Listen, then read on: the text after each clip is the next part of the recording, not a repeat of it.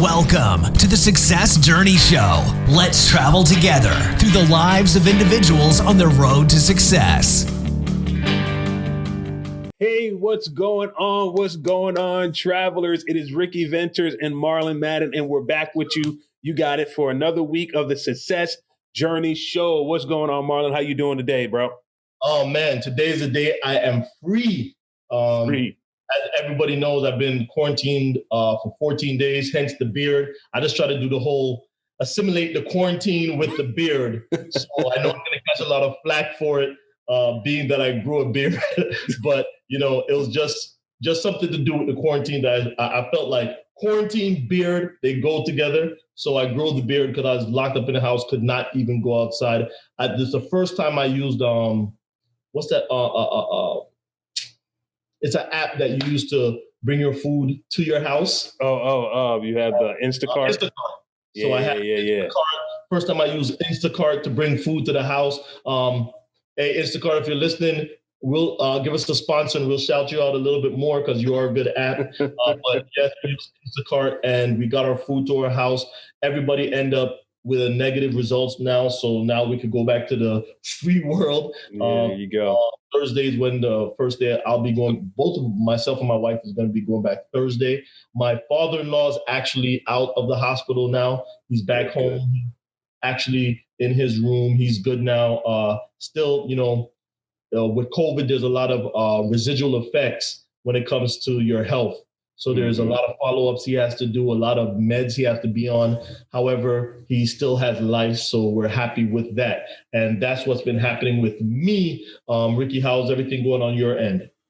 Everything is good, man. You know, over this holiday break, man, got to experience some new things with the family, took them skiing. I got stories for days on that, man. I probably didn't take the time and leak them out on the podcast. But yeah, it was great. Kids had a wonderful time. They were snowboarding. To be able to experience them doing something for the first time and watching them and, literally being on the sideline, and watching their progression from day one to the end of our time there for a few days when we were there. And they enjoyed it, dude. They enjoyed it. And it goes to go to show like all the different experiences that, that are out there. And it's up to us as parents to really, bring our kids to those, because without us, a lot of times they'll miss out on doing things like that, So it was great, but I did want to ask you this, man. I don't know what to do in this situation. One of my kids, he is a middle son. Everyone's doing the virtual schooling thing, And I remember when I was young, man.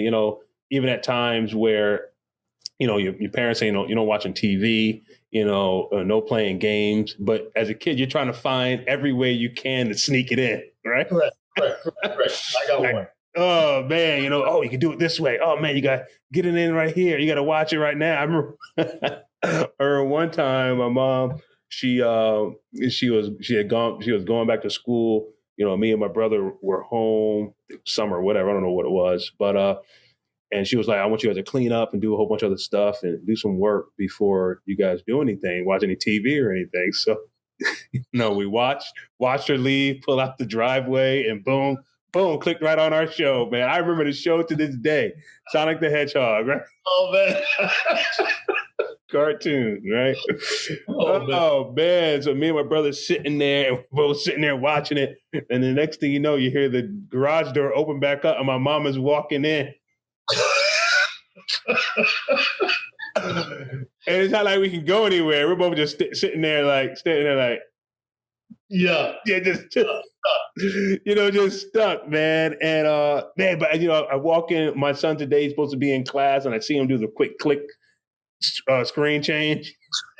I'm like, oh man, this guy's in here playing games or something while he's supposed to be in class, and it's not the first time. So I'm trying to think of ways to get at him and, get him to, in one hand, I'm like, yo, he's sitting there all day. Like, it's like, I got what? If I was sitting there all day, you're going to find ways to try to do stuff while your time, man. But at the same time, trying to, really get in on him like, yo, dude, man, we can't, you got to focus, man. You got to stay in tune. So yeah, long way of saying, hey man, what in the world do we do with these kids, man, in this virtual space, man? That's same thing my wife just said to me. Let's find a way to block same thing, those games on there so he won't click in and out. Because, sometimes we're both at work and the grandparents are here. That's even more room for taking advantage. But my motto is he's going to be distracted regardless because the video game does distract him. And you could minimize that. But he's going to be distracted with something else on the table or whatever he's going to do. A lot of times, I think I have a different model than a lot of parents. Like they'll have a knife, or you have something that is dangerous to a child. We want to remove it from the equation versus having the child understand danger, and then now they're in any setting they could see why they shouldn't do X, Y, Z. So I think just taking away the video game, that will work for just that problem of the video game. Yeah, but not for the fact of distractions. Not to the fact of distraction. We have to kind of hone in to say, hey, don't be distracted and why it's not good to be distracted. Then they'll see a bigger picture. Yeah, absolutely. Absolutely. So, yeah, man, we'll see how the rest of the school year goes, man. I got the same. And you know who is his buddy too? Rashad, because him and Rashad, they have the same bill. They have everything. Don't eat. Yeah. Oh man, but yo, man, before we bring on our guests, why don't you share with our listeners, Happy New Year to all of our listeners. Happy New Year 2021. We are here. We're not even gonna go into, hey, New Year's resolution, word for the year. I asked my wife the other day, I said, hey, what's your word for the year? She ain't doing that mess. I ain't doing that. I'm just getting up every more day and I'm gonna live the fullest and do everything I gotta do. I got too much going on right now to be worrying about a word for a year. We don't even know what this year going to have in store for us. So yeah. I've been doing. If anybody follows me personally on social media, I've been doing a little thing called Let It Fly, right? Where I just point out obvious things that people overlook. So one thing I'm gonna do on here, Let It Fly. Just let it fly right here. I'm gonna talk about. Everybody says, what did you learn from 2020? And they start giving us all these lists. I learned this from 2020.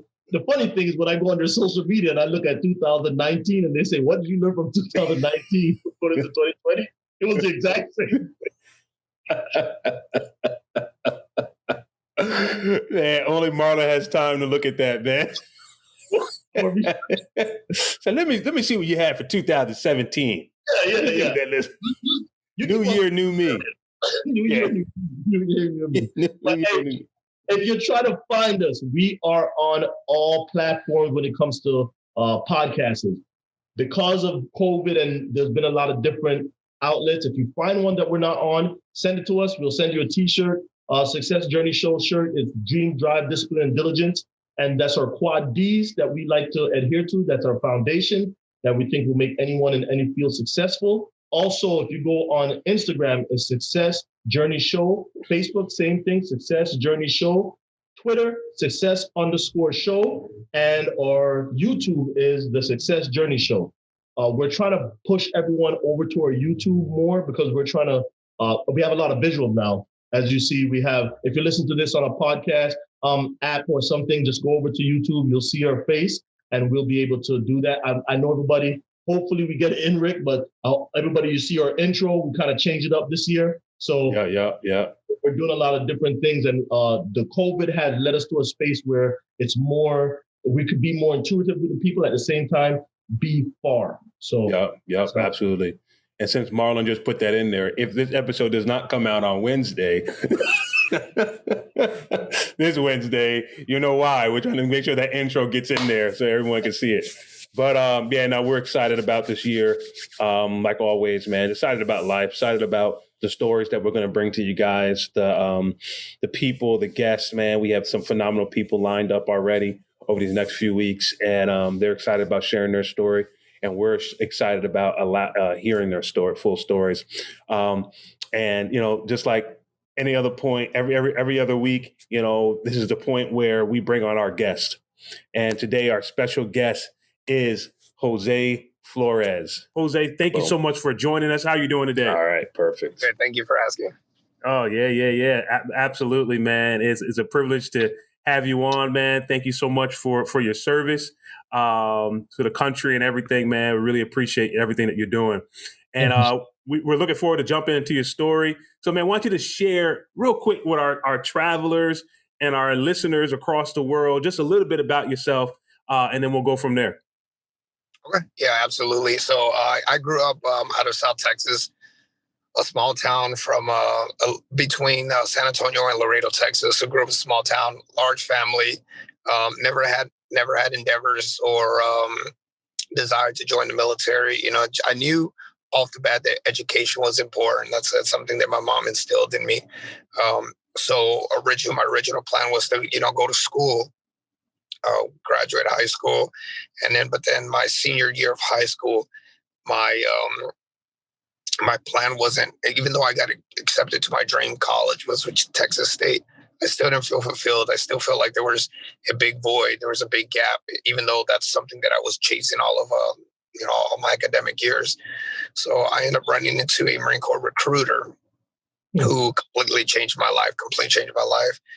Kind of showed me, what it's like to kind of put together a plan. And then the more I spoke about it, the more I realized, this is something that I definitely want to do. So I ended up joining the Marine Corps at 17 years of age. So 17 years of age, I joined the Marine Corps. And then ever since then, I've been serving. This was in 2008. I'm currently still active duty. I'm 31 years old. I currently reside in San Diego, California. So I live in San Diego, California. Since I've joined the Marine Corps, I was able to travel the world a little bit. I started in California for my basic training. Then I went to Okinawa, Japan. Then I came back to North Carolina, came back to the States, North Carolina. Then I went to New York for recruiting duty. So I took on an additional role of being a recruit for the Marine Corps. So did recruiting duty. Then from recruiting duty, I ended up going back to California, Camp Pendleton, to serve there in my occupational specialty, which is transportation. From there, I deployed. I got sent overseas, came back, and then I volunteered to be a drill instructor for the Marine Corps. Since then, I married. I have a wife, a beautiful wife. She's 31, just like me. I have two kids. I've got a 10-year-old daughter. Then I have a 3-year-old boy. Throughout the Marine Corps, like I mentioned earlier, I was able to get a lot of my education. I was able to get my associate's degree, bachelor's, master's, and then I'm currently pursuing a doctoral degree through Grand Canyon University. So that's a little bit about me in a nutshell. Since then, like I said, just active duty the entire time, just traveling, just always challenging myself and just trying to meet new people. But yeah, that's a little background about myself without being too long-winded. Check it out. So hey, Rick, just to put it into context, I know he gave his background, Flores gave his background, and everybody's like, wow, pretty dynamic, but you're not seeing the real the ups and downs of it. I was over in we're on the Special Purpose MAGTF together. I was the command element, and I think you're LCE. Flores, you're LCE, right? I think you're the yes, correct. Yep, you're LCE. That's the Logistics Combat Element. So I'm doing my master's. I was working on my master's, so everybody was like, "Yo, this guy's working his master's. He's out here, da da da." But then I run into somebody else who was doing the same thing, but then he was going to go to. He's not going to. He went to Iraq. He flew into Iraq for a couple of weeks, or I don't know how long you had stayed up there. And he still had to do, I was like, yo, how you going to do this? And he was like, yo, he had to download because there's no Wi-Fi and all that. Oh, wow. He had to download. He made it work, though. They actually took a picture of him like sitting with his Kevlar, his whole combat stuff, working on a paper, Wow, So wow. when you hear him saying that, he was working and getting for his education, it's not as easy as everybody think it is. Not you just sit into a classroom and you're doing. You really have to still protect the country against all enemies, foreign, domestic, and still perform at a high level as a Marine. Because just when you get your education, they're not gonna say, "Hey, you could go ahead and just education be the most important thing." They still want you to perform. So, and Flores, I don't know if you could explain to them why your voice sounds so raspy. Yeah. So my voice is really raspy. It's not a natural voice. I'm a drill instructor for the Marine Corps. So not to tell you intelligence, but like a drill instructor, we're responsible for taking the civilians that we get recruited and then training them, molding them, transforming them into United States Marines. So a lot of our daily duty, obviously, is a lot of yelling, a lot of screaming, a lot of training. So that obviously takes a lot out of your body, takes a lot out of your voice. And a typical day will start like at 04 in the morning, so 04, and this will last all the way until 2100, which is 9 p.m. So all day we're there. And so you got to think about it all day, just screaming, yelling, just telling them how fast to move, what to eat, when to sleep, when to look left, when to look right. So all day we're just straight training. So that's why, the voice is a little harsh. We call it raspy. No, man. I can imagine that, man. Just to you're putting your voice under that much strain all day long. And what it can do to you physically, the physical features of your voice and everything. Absolutely. Not I want to say permanent damage, but definitely a strain in that regard, man. Some of them get permanent damage. Yeah. I know it's the muscle, man. The muscle is being strained. But I want to talk about, man. It's crazy because I think this is the first time we had someone that's a drill sergeant on our show. That we've had many people in different capacities in the military, and I always found it unique, the closest I've seen to a drill sergeant has been on a movie, and you just see the person there just yelling at someone in the soldier's face or the cadet's face or however they call them, and really getting them together, getting them going and whatnot, and getting them in shape. Can you talk about the level of status or skill or the way you have to prepare yourself as a drill sergeant in order to be able to prep these younger Marines or whatever, recruits coming in to get to an acceptable level to perform well in the military? Yes, absolutely. So everything about a drill instructor has got to be, impeccable. Everything we do, it's anywhere from our personal physical fitness to our mental health to our appearance, grooming standards, everything that you got to think about it. You have 70 plus young individuals, young adults that they see you every day, every second. So they're any flaw that you could possibly have, they will find it.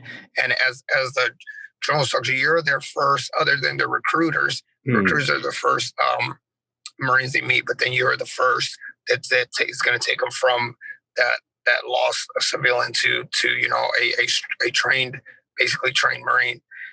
So because you're with them so much, a lot of the preparation that we personally have to do is a lot of physical fitness, because we are doing we don't like to think of it as like coaches, because coaches will not necessarily conduct physical training. We do it with them. So we're there leading them. We're there, they're pushing, we're pushing with them. They're running, they're sprinting, we're in front. Doing obstacle courses, we're there. Where every physical aspect that they do, we have to do it on an extremely high powered, because not only doing it, but they're also required to yell. So when you're required to do a physical fitness, but at the same time scream, yell, and then should not show weakness, not show that you're out of breath. Even though we're all human, but you cannot show fatigue, strain. You cannot show that it hurts. You have to present that really strong image. Same thing when it comes to the uniform, and it's there could be multiple times throughout the day where you're in like 4 different uniforms. So and then you walk into squad in the duty hut, and then like almost like 20 seconds later you come out in a completely different uniform, and they don't know how you do it. Because we have to go really, really change. And what you don't see behind the scenes is us sprinting to put everything together, and then come out and not only just first dress that quick, but then also to be very presentable. And that could go for classes. It can go for physical training. You could go for drill when we go out there to drill. Then we're in a different uniform. So it does require a lot. It is very mentally, physically just draining, because you think about it, like I mentioned earlier, from 4 a.m. to 9 o'clock at night, that's just when you're with them. That's not to include the admin, the preparation, Correct. the laundry, the meal prep, the logistical, because there's the logistical portion, because there's other events that are happening the next day. So there's a lot of planning involved. So, their day might end at 9 p.m., but you're still up till 11 to midnight prepping for the next day. And then, like I mentioned earlier, and then throw into mix, and this is self-inflicted because I don't need to pursue a doctoral degree. But then on top of that, then once all that is said and done, then go home and then still crack open the books, still read, still have the discipline to finish an assignment and hit those milestones of a dissertation. So, and then to go back the next day and not show fatigue, even though you're physically hurting, your feet are, throbbing. It can be really, really strenuous, but at the same time, very rewarding when you see how they first came to you and they were very lost. You couldn't, move one way. And then at the end, when you see them drilling and they're extremely sharp, they look, flawless in their uniform. They just look more confident. They stand taller. And then you see that transformation at the end of graduation when they go off and you dismiss them. And you go and you give that final product to us. That's the reward, like everything that I went through mentally, physically, spiritually, emotionally, psychologically, that paid off in that young man's life. And they'll keep in contact with you and they'll never forget the drill instructor. So it is extremely taxing on a lot of aspects that we don't talk about because, at the end of the day, it's this division. We're not there to cry about it. We volunteered for it. Yeah. But yeah, that's a little bit of what you mentioned about the status for the start and then to finish. Yeah. No, I appreciate you sharing that because what I really want to get across to our listeners and the travelers is like, a lot of people, they are looking at, leadership positions and want to become leaders and having teams and things of that nature. And a lot of times they would look at, I'll break it down even so simple for everyone to get it. Something starts at 7 o'clock where your team is supposed to be there and you arrive at 7 o'clock.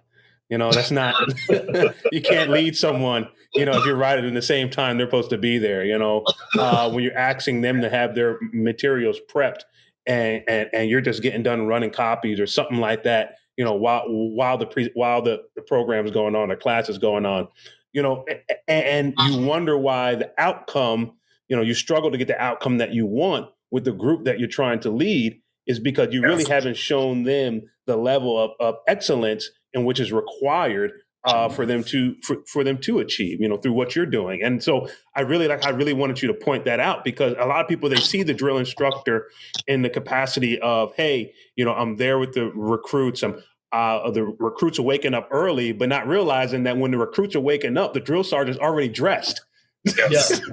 When did that happen? They're telling them when to go to bed and you're leaving the barracks or whatever, telling them to go to bed. So that doesn't mean that you're going to bed, so a lot of these things that people don't see, that leaders do, they get up early, they go to bed late, just so that they can mold their team into what and get the full potential out of it to where, whatever that team can be. So man, I appreciate you sharing that aspect of, the drill sergeant, being a drill sergeant.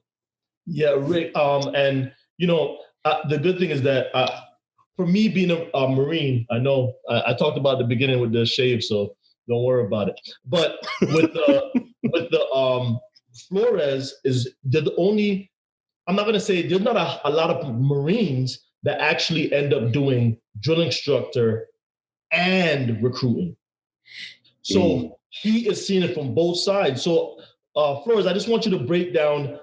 You broke down the drill instructor side. I want you to kind of paint what did you go through as a recruiter, because this is a part of your story that's very dynamic. That when I met Flores told me he was a staff sergeant, and Flores said to me, he said, I'm going to be the next commandant of the Marine. I'm not the next, but I'm going to be the commandant, not commandant. I'm going to be the sergeant major of the Marine Corps one day. And just because I saw his drive of what he was doing, because he was still performing as a Marine and doing his schoolwork, I was like, I believe him. So I want you to kind of explain, because that's a part of your story, the recruiting side that you had to do and what it entailed and how did you approach that as a recruiter? You know, Yeah, even going from Texas, where you're born, to a whole different kind of field, New York. Absolutely. Yeah, that's a good question. I think so. I did bring up the drill instructor one, but hands down, experiencing both sides, I would still say that the recruiting was more challenging in a lot of ways.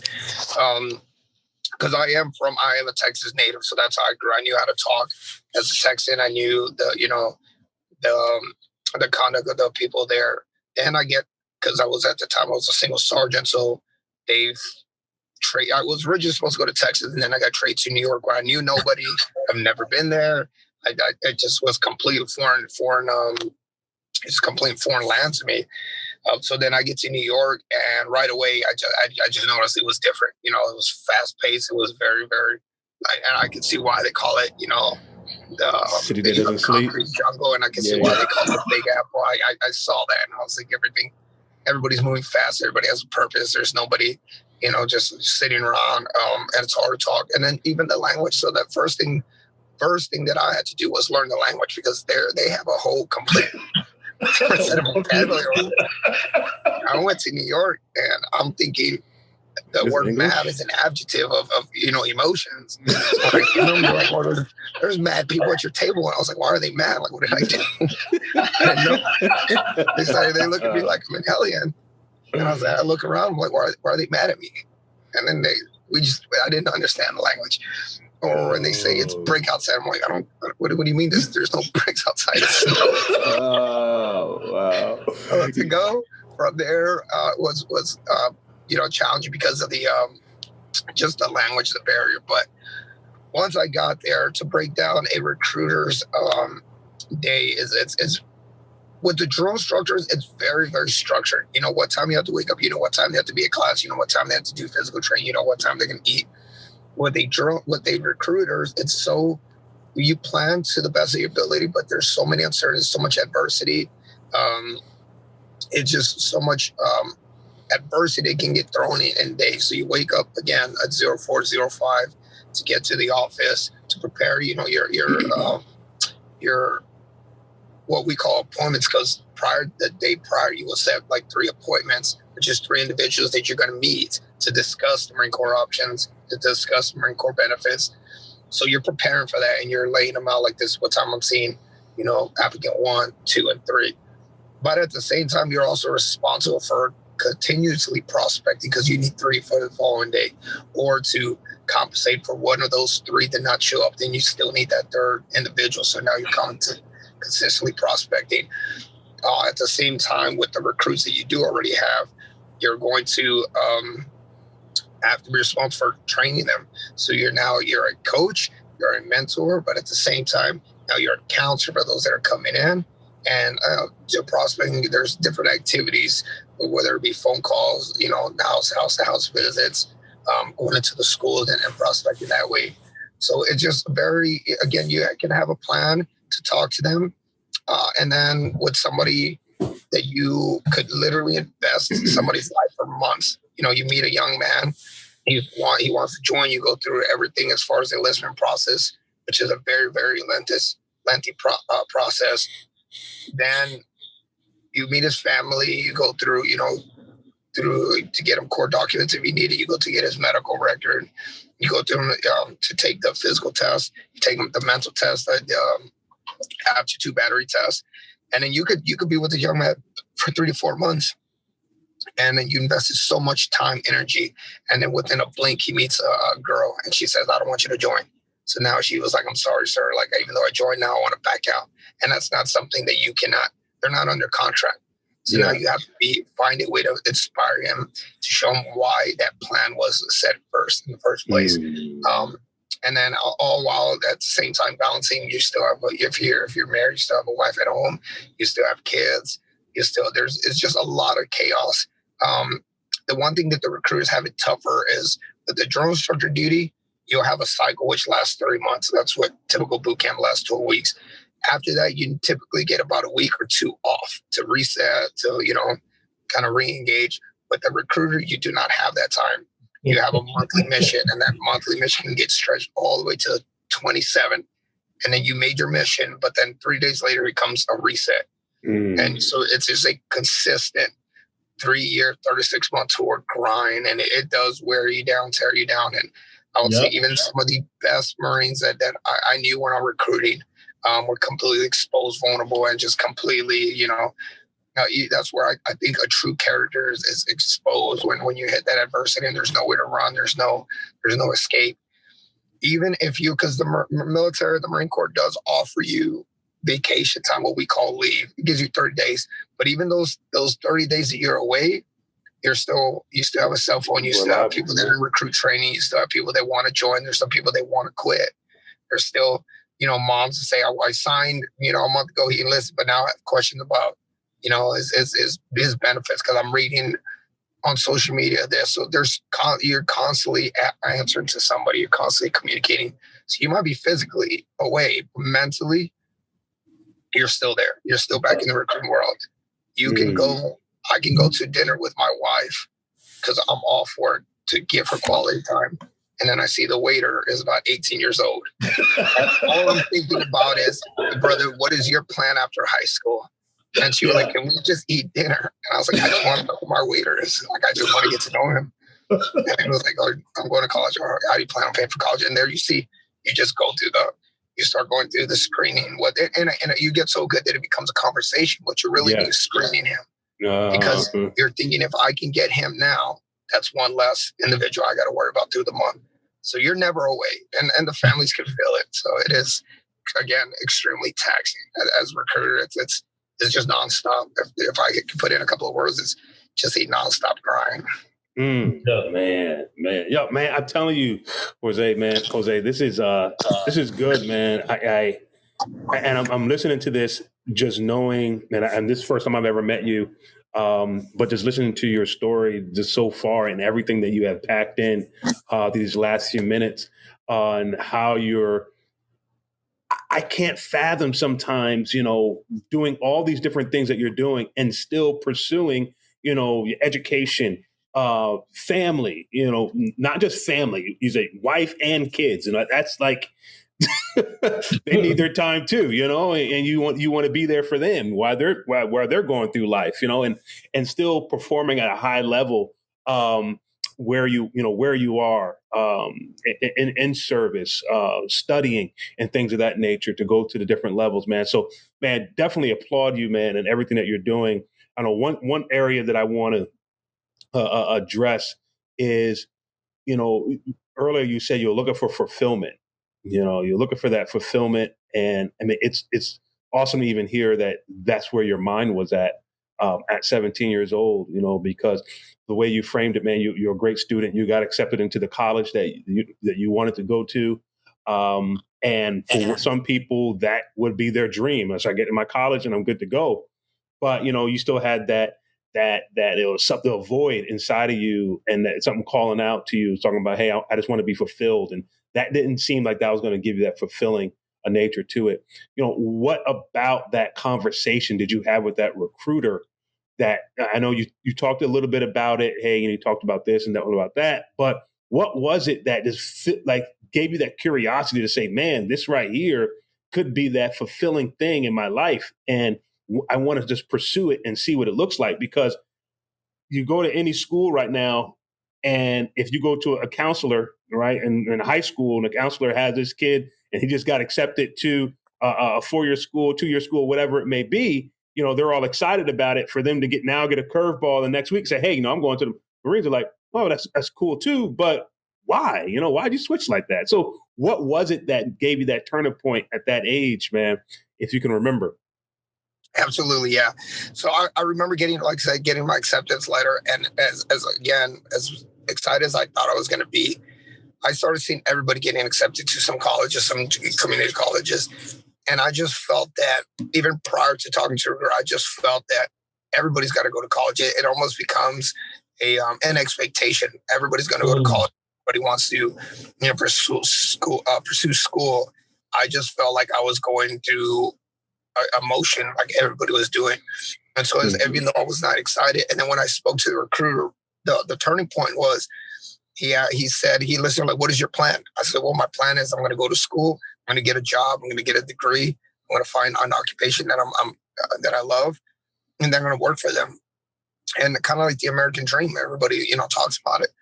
And he didn't look, impressed. I thought he was good. And I talked to him. I was like, well, what do you think? He's like, yeah, that's not a dream. That's an idea.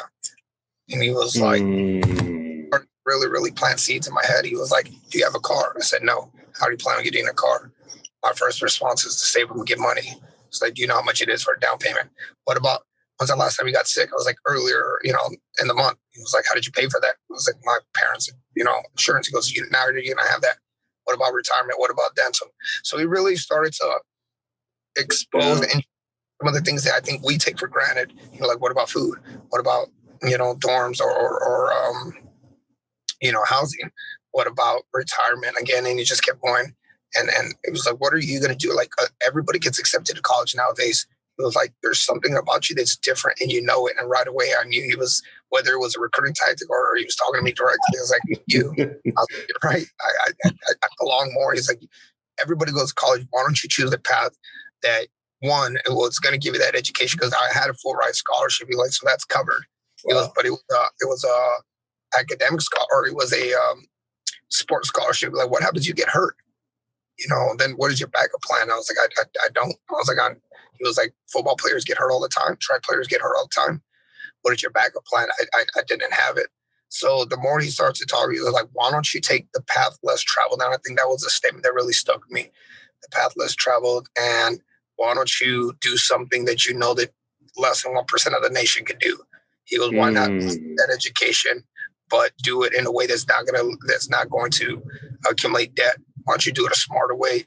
And not only that, this is where he really, really started to tap into that potential.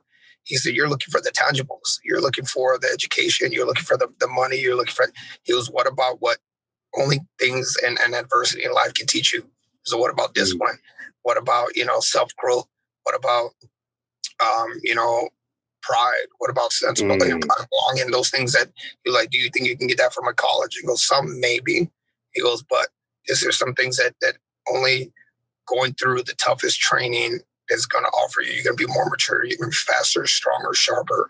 He goes, not only is that going to hit you, help you get through college, but it's going to help you in life. Invest 4 years in your life, and it'll pave the way for the rest of your life.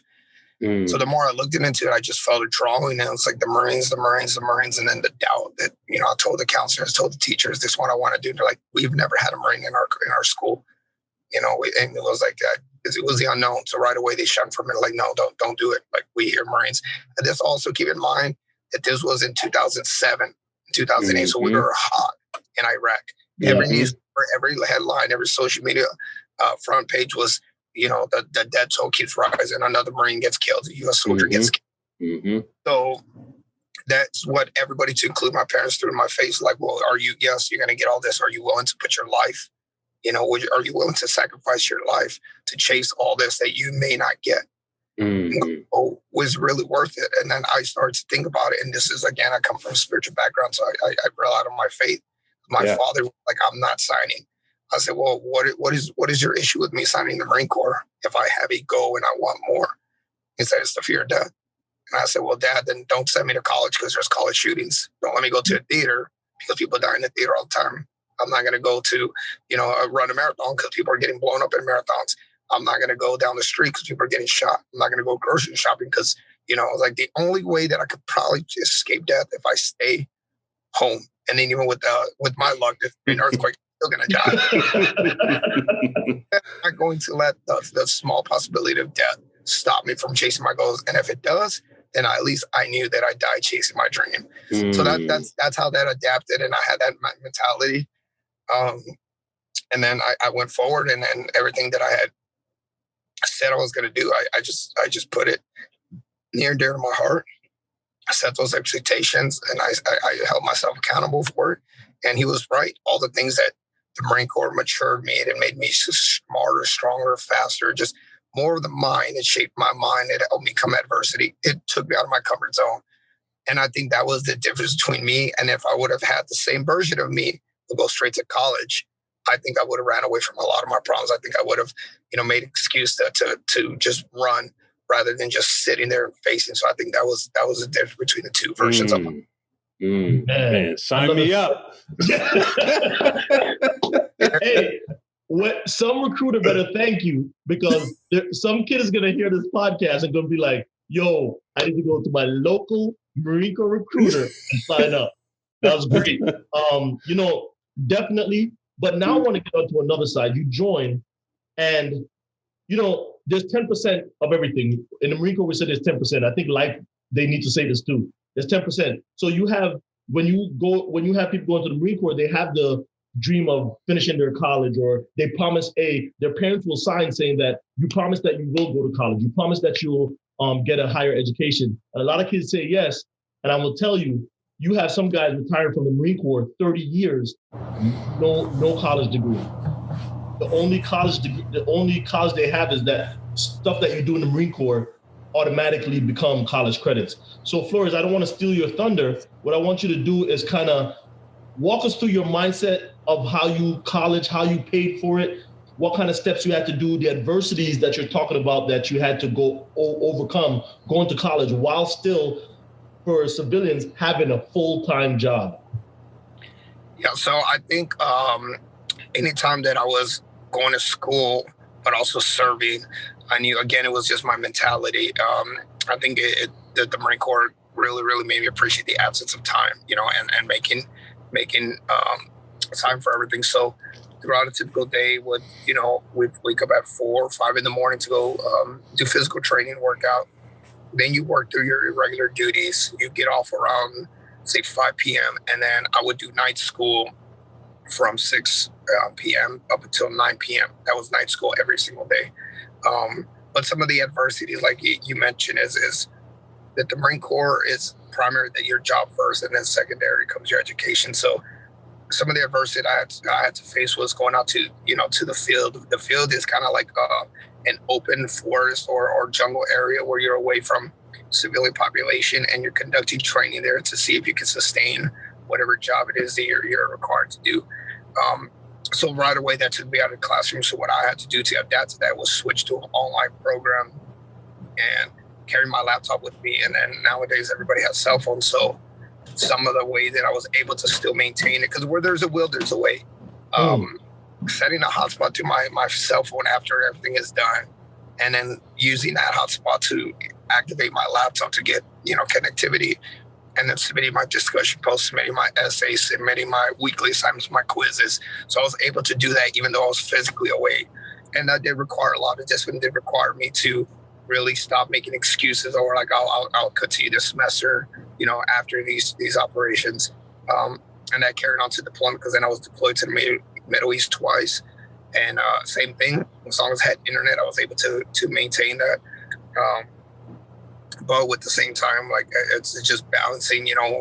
After I would get off work, I would have to completely switch a mindset from the military duties to academics, and so that really, really required me to invest a lot of time in perfecting my job, because I never wanted the two to bleed into each other. So when I was at work, I gave it 100%. Did not think about school. But then when I was at school, did not think about work, and I dedicated to the studies, the readings, the lectures.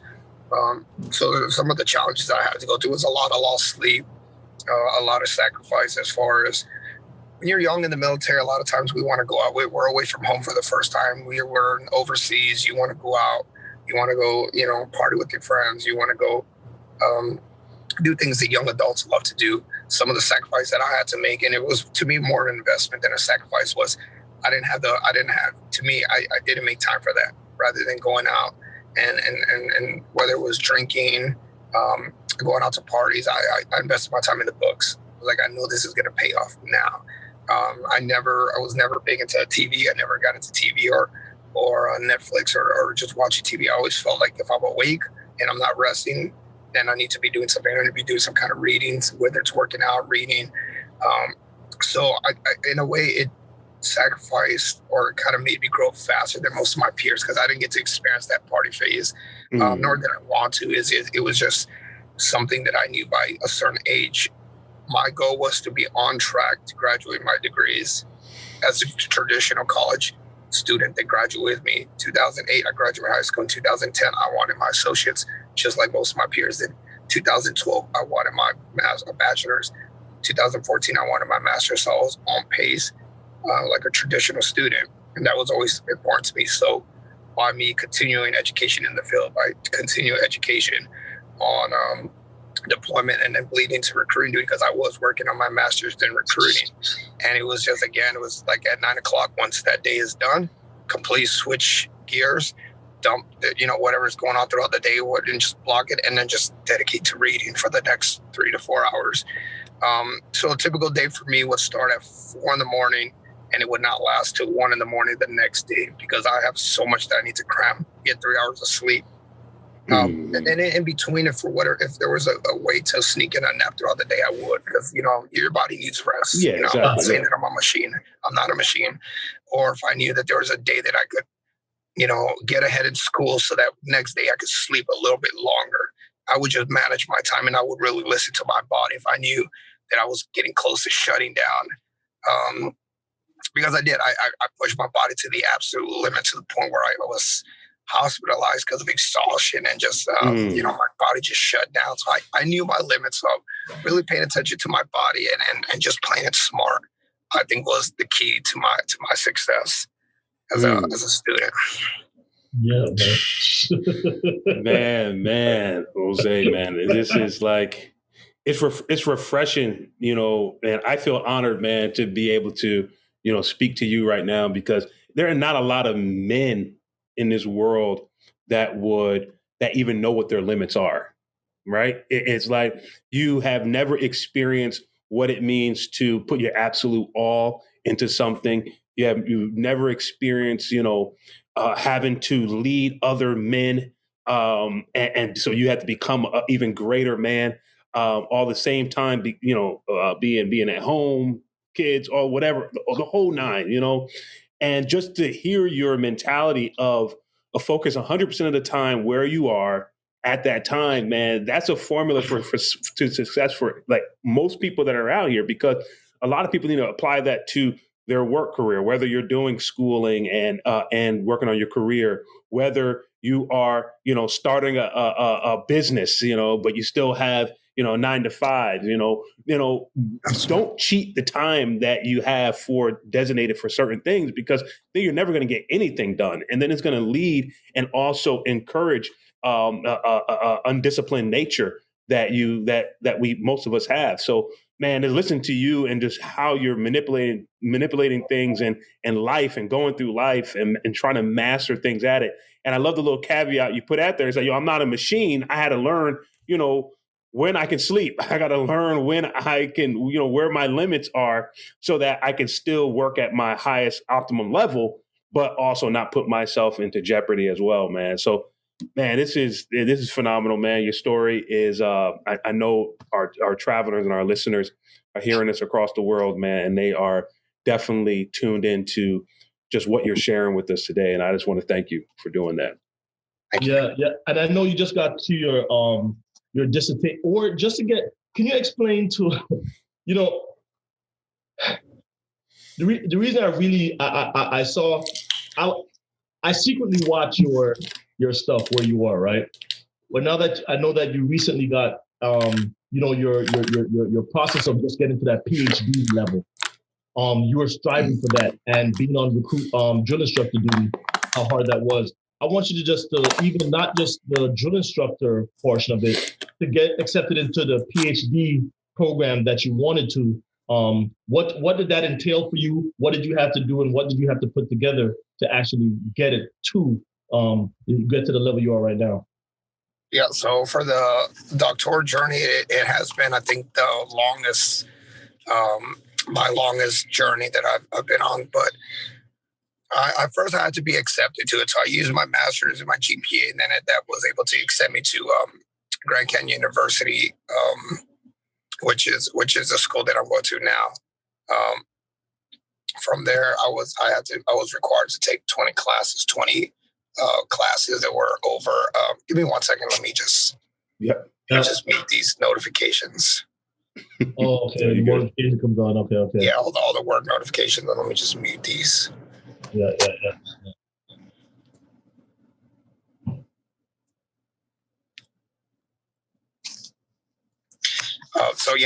Going back to what I was saying, was getting accepted into that program was was the first milestone that I had to go through. And then from there, once I completed those classes, then I'm required to write a dissertation. So dissertation is total 5 chapters. So the first 3 chapters, what they call the proposal. So anytime you do a study, you can't just randomly do a study of like, I want to study, the cause and effects of social media with, fidelity. It has to be something that researchers specifically call for. That's how you start a study.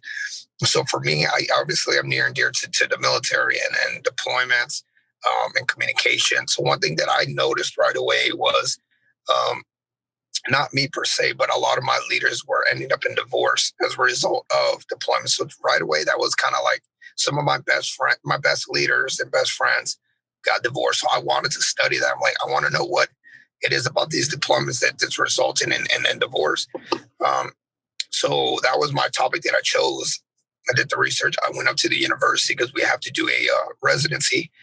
And you have, through a committee of 5 doctors, they have to approve your topic, which is like step 1 if you want to think about it.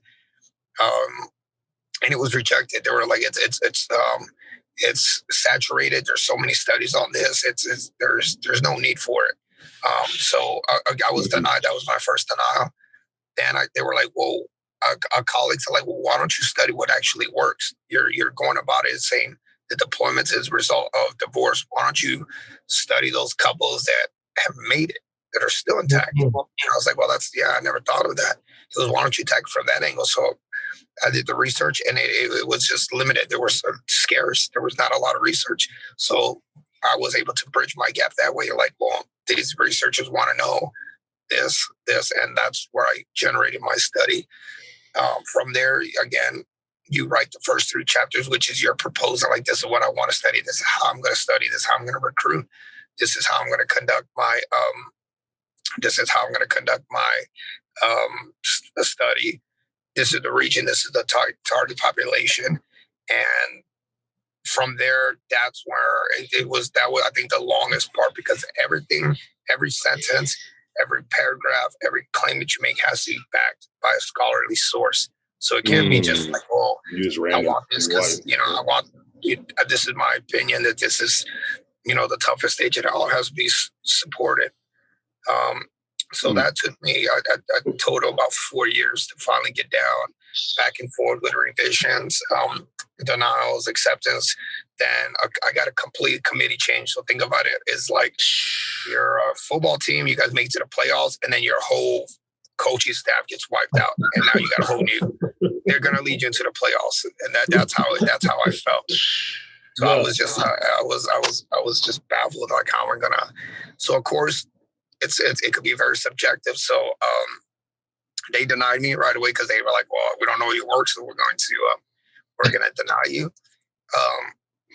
Then it just restarted. I had to go start back from scratch, 1 all the way up. So I think for me it was a little unique just because of that circumstance. But now, once those get approved, you do what they call proposed defense. You defend it between a committee of 5 doctors. They all vote whether they accept you or not. So just last month, I got my voted. They all voted. Then you go up to what they call IRB, Institutional Review Board. So there's a lot of legal aspects when it comes to doctoral studies. Who you talk to, who are you interviewing, how are you doing it, other questions asked, could it trigger any psychological damage? So I think that was my first success, because I was able to master that on the first try. So I was able to get approved on that first try, which is very, very rare. Then once you get approved from there, you become an official doctoral candidate. So anybody can be a doctoral student. Anybody can take the classes. The classes are the easy part. It's the study, where about 68% attrition. Everybody goes to the class and they'll go through, the textbooks, the tests, all that. It's when you're actually doing the study, because there's no guidelines. I mean, there's guidelines, but there's no timelines. It might take me 5 years. It might take him 2. It's all self-driven, self-discipline. There's no professor telling you need to turn this paper in this time. You did plagiarism. It's just now you're a what they call professional doctoral student. Perform at the highest level, working towards a terminal degree. So I finally was able to get that approved. So now where I'm at in the phase is I'm doing my recruitment, which I've recruited. I participate now. I'm doing the interviews from there, I'll do the data analysis to draw the conclusions. Against what I'm studying is deployed military couples who went overseas, and I'm emphasizing on their communication using a model that was generated in 1991. It's called the emotional cycle deployment model, and it breaks down the deployment into 5 stages. So I'm using that as my model. So now I'm conducting my interviews, now I'm doing my data collection. So the next step from here, once I complete that, is to do a data analysis, find trends, find the findings, then write the final 2 chapters of my dissertation. Go back through the approval process, go to formatting, and do one more defense with a brand new set of 5 doctors who will vote whether I earn my doctorate degree or not. So right now I'm looking, if I pace it right, I'm looking to complete this in about 2 to 3 months if I pace it the way I want to. So hopefully by April or May, I will be, hopefully I'll be Dr. Flores by then. So how do you, and Ricky, I'm going to give you a chance. So how do you feel, because the stereotype is Marines we're just trigger pullers, man. Yeah, we're just dumb Marines. The reason why you went into the Marine Corps is because you couldn't hack it anywhere else. You couldn't get into a college. You were a reject. You got into trouble on all these different things.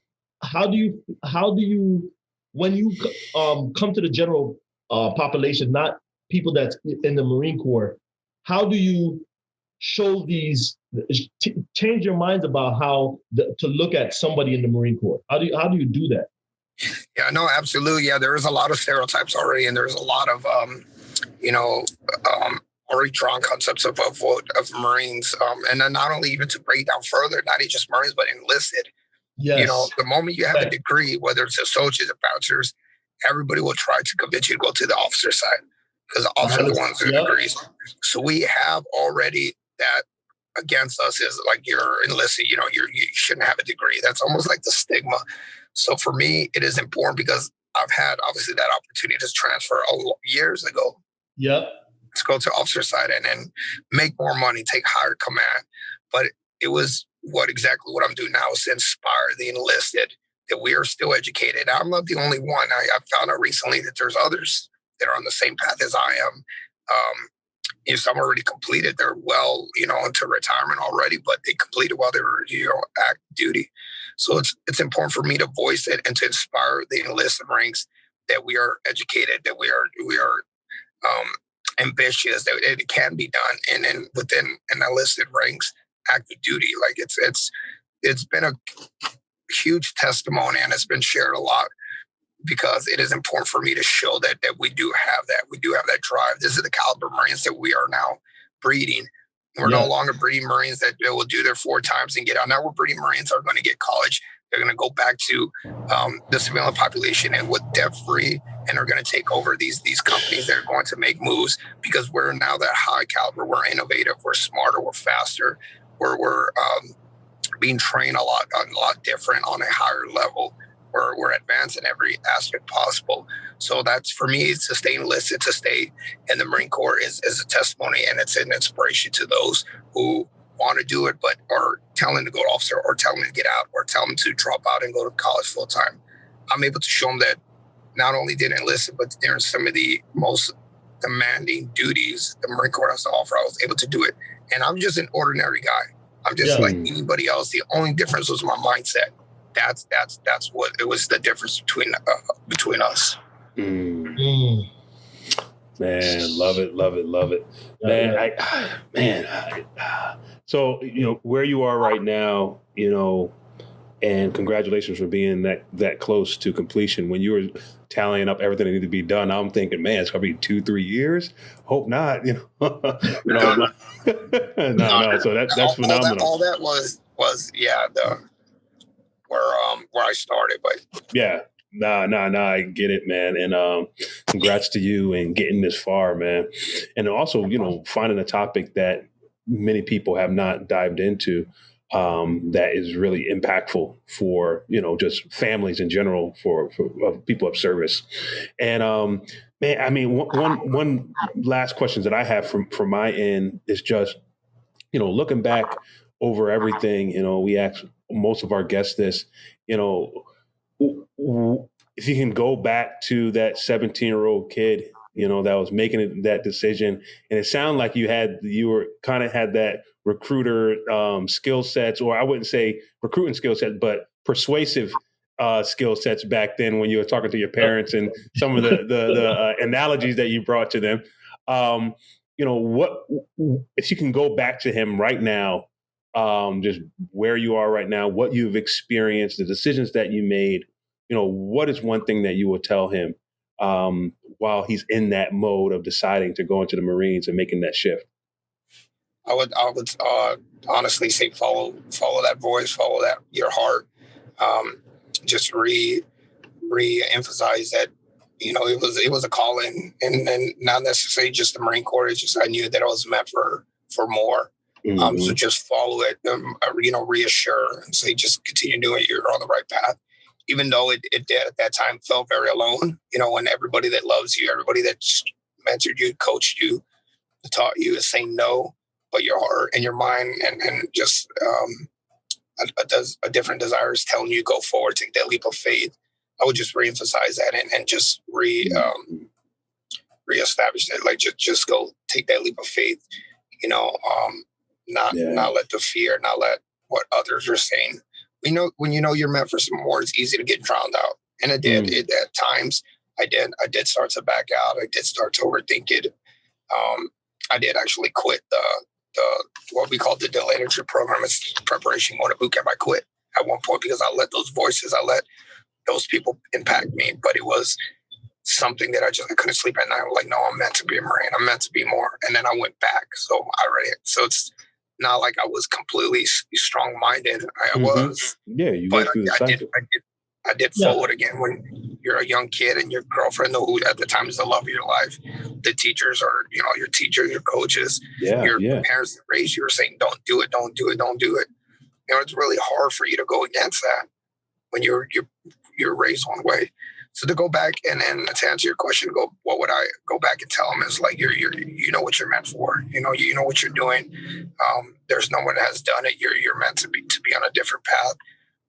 Just take a leap of faith and just follow your heart. And if you do fail, like most thought I would, then at least I knew it's not something that I have to live with. And then one day look back like, could I have done that? Could I have been a Marine? I'd rather fail than go back like that road closed. Now I'm back to where they said I would be. Yeah. So I think it's just being strong-minded. I would go back and say, just you have the right mindset. Just don't listen to anybody. Just keep moving forward. Love it. That's what I would say. Love it. I know you're still drill instructor. I don't want to take you away from what you got to do, but Flores, man, I just 100%. When I met you in over there in the Middle East, man, I was really impressed. Still am impressed, and I wish you all the best. I don't have to wish you because I know what's going to happen because of your mindset and how driven you are. And I'm happy that you're on our show because I want Marines to hear this, and not just Marines. I want to hear people just to hear this in general. Change your mindset about military. Also, to see how college incorporates into life to actually be something of substantial use. And also, just to also show people the year 2021, when everybody is still going to be going through COVID, all the adversities are still going to happen to people in life. I just love the fact of your motivation, your drive, and I want people to take that away. I don't care if you don't go to the military, if you don't do whatever, but that motivation and that drive to actually achieve your goal, I love it, and I want people to actually exemplify that and copy that and apply that to any stage in their life, and I know that they will be successful. Yeah, absolutely. Yeah, absolutely. So you shared with us, what was going on behind the scene with your car and all that kind of stuff. So I know you have other stuff to deal with. Is there if people are trying to reach out to you, I know this is Ricky's line, I sold it this week. If people are trying to reach out to you or they want to just say, hey, listen, Jose, I don't want to either put you on my show. I want to write a story about you. I just want to get some information from you. I want you to motivate me. Where can they contact you or reach you at? Yeah, so different forms. They can always contact me through email. That's more professional approach. And I would give them my my Gmail. It's Jose, Jose Flores 1007 at gmail.com. Also still plugged into social media. So I have a Facebook, just first name, last name, Jose Flores on for Facebook. And then I do have an Instagram. It's J Flores MC89. Unfortunately, I do not have Twitter. I don't use Snapchat or any of that, but yeah, I'm not. You don't do no TikTok and everything, man? Come on, man. I definitely do not do no TikTok. If you see me on TikTok, then you know that my path has just by the right flame just completely took a turn. You need a comment. You need to get off TikTok and get back to school. Somebody has your hostage force you to do it. Yeah, no TikTok now. Yeah, that's how they can get a hold of me. Okay. Love it. We're travelers, man. We hope that you enjoyed just listening to the story today. Like we said, man, we're bringing these guests to you. He has a book. Yes, he does. Oh man, you got to shout the book out, man. He's being quiet about that, man. You had time to write the book and everything. Tell us about the book a little. Yeah, so actually, when I met him, I was actually writing it when I met him. I finished it when I was deployed to the Middle East and Iraq. And it's a fiction book. It's a fiction book about a Marine. Kind of portrays how I grew up. So the first part of it is kind of based on a true story. You know, poor kid from South Texas grows up, huge dreams. And then it becomes fiction throughout. But the title of the book is His Name is Josiah. And the reason I wrote it was because it's always been a personal goal. But I just had my son when I deployed. And unfortunately, the nature of our business that we go to war, we may not come back. And that's just reality at its finest. So in the event that something did happen and I did not come back, I wanted my son to have something that you can always look at, like my dad wrote this. This is this title. This book is titled after my name because my son's name is Josiah. So that was my goal when I was out there. Every living moment that I was not asleep, I was writing. I had that's the picture that they took in Iraq with me on the laptop.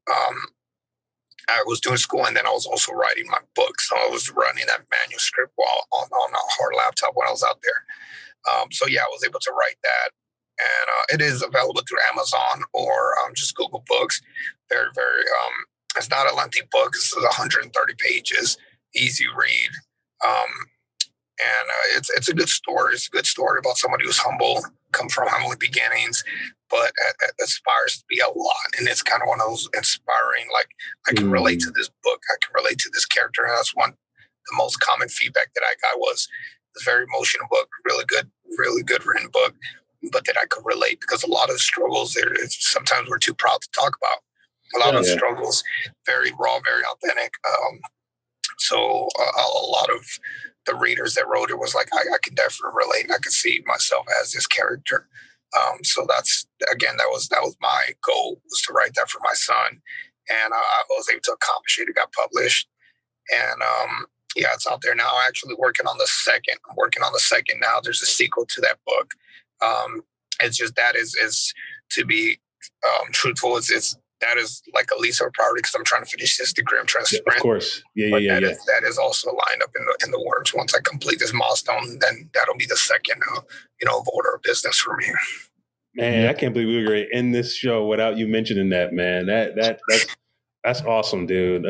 Not only is Gary receiving his PhD, but he's an author, soon to be 2-time author, PhD, a wonderful Marine. Family man, all the things above, man. Really appreciate you having us the opportunity to interview you today and to share your story across our platform. And for our listeners and travelers out there, man, listen, this is just the beginning. This is your introduction to Jose. And I ask that you guys just reach out to him, follow him on his platforms. You'll see it in the show notes.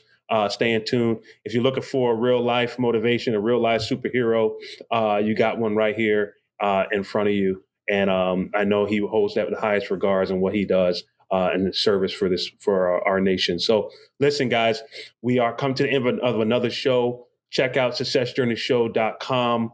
Go to our social media platforms. Thank you for the reviews that you have been putting on our platforms. Please continue to put those in there. It pushes our show up on the rankings. So really appreciate that help. And we will see you guys again next week at the same time in the same place on the Success Journey Show. All right, everyone, have a good one. Peace. One love. You've been listening to the Success Journey Show, where your dreams, drive, determination, and diligence are the foundation to success. For more information, check out thesuccessjourneyshow.com. The Journey Squad is here helping